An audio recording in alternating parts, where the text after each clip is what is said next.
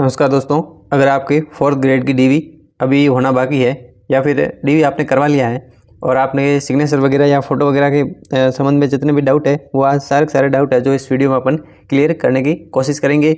जिसमें अपन आपके सारे सवाल मैंने है जो पहले से ही ले लिए हैं और पिछले वीडियो में जितने भी कमेंट बॉक्स में आपने कमेंट किए थे उन सारे कमेंट के जवाब देने की मैंने कोशिश की है और इस वीडियो में आपको सारे के सारे जो है आपके डाउट है वो क्लियर करेंगे। और विशेषकर है जो जोधपुर मंडल के जो अपने जो अभ्यर्थी है जिनकी डीवी होना बाकी है वो इस वीडियो को ज़रूर देखें और इसी हिसाब से आप है जो डॉक्यूमेंट को अरेंज करके आप है जो 2 सेट बनाकर जाएंगे तो आपको है जो कोई भी दिक्कत आएगी नहीं। और अगर आपको कहाँ कहाँ दिक्कत आ सकती है वो भी मैं आपको इस वीडियो में बता देता हूँ। सबसे पहला है कि मूल निवास प्रमाण पत्र में नाम में मिस्टेक है, तो मैं आपको सबसे पहले ये क्लियर कर देता हूँ कि अगर आपके डॉक्यूमेंट में कहीं भी नाम, डेट ऑफ बर्थ, माता का नाम, पिता का नाम से संबंधित कोई भी आपके 2 डॉक्यूमेंट में अलग अलग नाम है तो आप स्पष्ट रूप से सुन ले कि आपको एफिडेविट बनवाना है। यानी कि आपको एफिडेविट बना के ये लिखवाना है कि ये जो नाम है और ये जो नाम है ये दोनों ही एक ही व्यक्ति के नाम है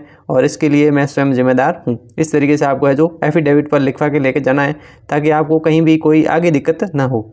एक बार तो ये जो डीवी करने वाले हैं ये आपकी डीवी में डॉक्यूमेंट एक्सेप्ट कर लेंगे, लेकिन आगे जो आपको कोई दिक्कत नहीं हो इसलिए आपको एफिडेविट लगाना ज़रूरी है। आपको शपथ पत्र पर लिख के ले जाना है, 50 रुपये का आपको स्टॉम्प पर लिखवा के ले जाना है, यानी कि एफिडेविट लगेगा। बिल्कुल एफिडेविट लगवाना है। नाम में मिस्टेक है कहीं भी, चाहे वो मूल निवास में है, चाहे जाति प्रमाण पत्र में है, चाहे आधार कार्ड और मार्कशीट में है, चाहे आपके जो OTR में या फिर एप्लीकेशन फॉर्म जब आपने अप्लाई किया था उसमें अगर नाम से संबंधित कोई भी मिस्टेक है तो आप ज़रूर है जो एफिडेविट लगवाएं।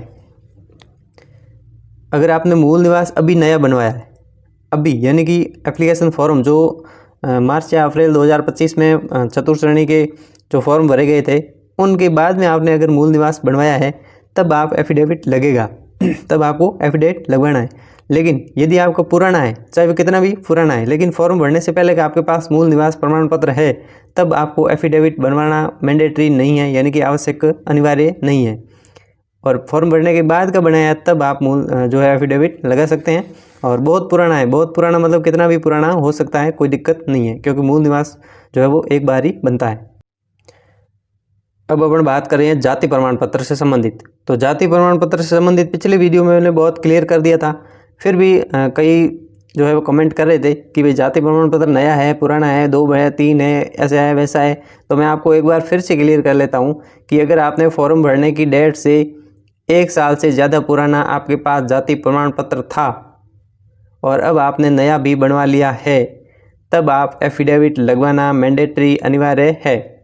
और यदि 1 साल की मध्य किसी भी डेट में आपका बनाया हुआ है फॉर्म भरने से पहले और अब आपने नया भी बनवा लिया है तो आपको एफिडेविट नहीं लगाना है और ये दोनों है जो आपको फॉर्म के साथ लगा देना है। अब आपकी स्थिति क्लियर हो गई होगी कि यदि फॉर्म भरने से 1 साल पूर्व का आपके पास जाति प्रमाण पत्र था तो आपको एफिडेविट लगाना है। 1 साल के मध्य में कभी का भी था तब आपको एफिडेविट नहीं लगाना है। और अगर आपका 1 साल से पहले का था अब नया बनवा लिया फिर भी आपको एफिडेविट लगवाना पड़ेगा। ठीक है, तो ये थी कास्ट सर्टिफिकेट से संबंधित बात। और कई अभ्यर्थी जो SC ST से संबंधित है वो भी कमेंट कर रहे थे कि भाई हमारा जो है वो कास्ट सर्टिफिकेट नया बनेगा कि एफिडेविट लगेगा। तो इनका है जो एक बार ही बनता है तो आपको ना तो कोई एफिडेविट लगवाना है ना नया बनवाना है। जो आपके पास है और वो आपके पास जो है वो सही डिटेल है, उसमें नाम वगैरह सब सही है, तब आपको कोई एफिडेविट नहीं लगाना है और जो आपका एक बार बन गया था वही आपको लगाना है। तो इस हिसाब से कास्ट सर्टिफिकेट से संबंधित अपन ने बात की और सारे डाउट है जो क्लियर करने की कोशिश भी की। तो किस स्थिति में एफिडेविट लगाना है ये अब आपको क्लियर हो गया होगा। अभी भी अगर आपको क्लियर नहीं हुआ है तब आप कमेंट बॉक्स में फिर से पूछ सकते हैं, मैं आपको जवाब दे दूंगा। फिर है अंतिम शैक्षणिक संस्था का चरित्र। कई है जो कमेंट आए थे कि अंतिम शैक्षणिक संस्था का चरित्र प्रमाण पत्र है उस पर विद्यालय या कॉलेज की जो है वो मुहर नहीं लगी है, यानी कि सील उस पर नहीं लगाई गई है तो उसका एफिडेविट लगेगा था, तो उसका कोई एफिडेविट नहीं लगेगा, आपको सील लगवा कर जो है वो तैयार करना पड़ेगा। और अंतिम शैक्षणिक संस्था का जो चरित्र है वो चेक लिस्ट में कहाँ लगाना है, तो जो दो जो है वो राजपत्रित अधिकारी वाले जो चरित्र प्रमाण पत्र अपलोड करोगे वही है जो उसके साथ में 2 के साथ ये तीसरा भी अपलोड कर लेना है। ये मैं आपको जोधपुर मंडल डीवी की बात कर रहा हूँ, जहाँ मैंने जो 16 मार्च को डीवी कंप्लीट करवाया था और मैंने इसी तरीके से जो इसको अरेंज किया था। और ये जो ओरिजिनल जमा नहीं होगा, अंतिम शैक्षणिक संस्था का चरित्र प्रमाण पत्र एक सेट में सारे के सारे डॉक्यूमेंट ओरिजिनल जमा होते हैं, लेकिन ये है जो ओरिजिनल जमा नहीं होगा, इसकी फ़ोटोकॉपी लगेगी। क्या लगेगी? फ़ोटोकॉपी लगेगी, इसकी ओरिजिनल जमा नहीं होगा। दोनों सेट में इसकी 2 फ़ोटोकॉपी लगेगी, ओरिजिनल जमा नहीं करना। फिर नाम में मिस्टेक है, तो अगर नाम में मिस्टेक है कहीं भी, मैंने वेरी क्लियर कर दिया है, कहीं भी किसी भी डॉक्यूमेंट में नाम, डेट ऑफ बर्थ, माता का नाम, पिता का नाम या फिर नाम में स्पेस वगैरह, देवी, कुमार, कुछ भी है, अगर आपके नाम में थोड़ा सा भी मिसमैच है तो आप एफिडेविट ज़रूर लगवाएं। मात्र 200 रुपये के लिए आप रिस्क न लें, आप एफिडेविट बनवा लें। फिर स्क्रूटनी फॉर्म में क्वालिफिकेशन शो नहीं हो रही है, तो ये अपनी गलती नहीं है, इसमें ना तो एफिडेविट लगवाना है, और अगर आपने स्क्रूटनी फॉर्म भरते वक्त सारे जो है वो क्वालिफिकेशन की जो डिटेल है वो भरी थी, लेकिन प्रिंट में शो नहीं हो रही है, तो ये साइट या सर्वर की वजह से हुआ है। तो ये कई अभ्यर्थियों को हुआ है, तो आपको कोई भी तरीके का जो एफिडेविट नहीं लगवाना है। फिर एफिडेविट किस किस स्थिति में लगेगा, तो एक तो मैंने आपको बताया नाम वगैरह में, एक कास्ट सर्टिफिकेट अगर आपका 1 साल से पुराना है, या फिर पहले का था नहीं अब नया बनवाया है, या फिर मूल निवास है जो अब नया बनवाया, तब आपको एफिडेविट लगवाना है, अन्यथा आपको किसी भी स्थिति में एफिडेविट लगवाना ही नहीं है। फिर आधार कार्ड और 10th मार्कशीट में नाम अलग अलग हैं, तब भी आपको एफिडेविट लगवाना है और ये लिख देना है कि भाई मेरा रियल नाम ये है, लेकिन इस डॉक्यूमेंट में इस वजह से मेरा नाम ये आया है, और ये जो दोनों नाम है ये मेरे ही है, और इसका जो पूर्ण जिम्मेदार मैं हूँ।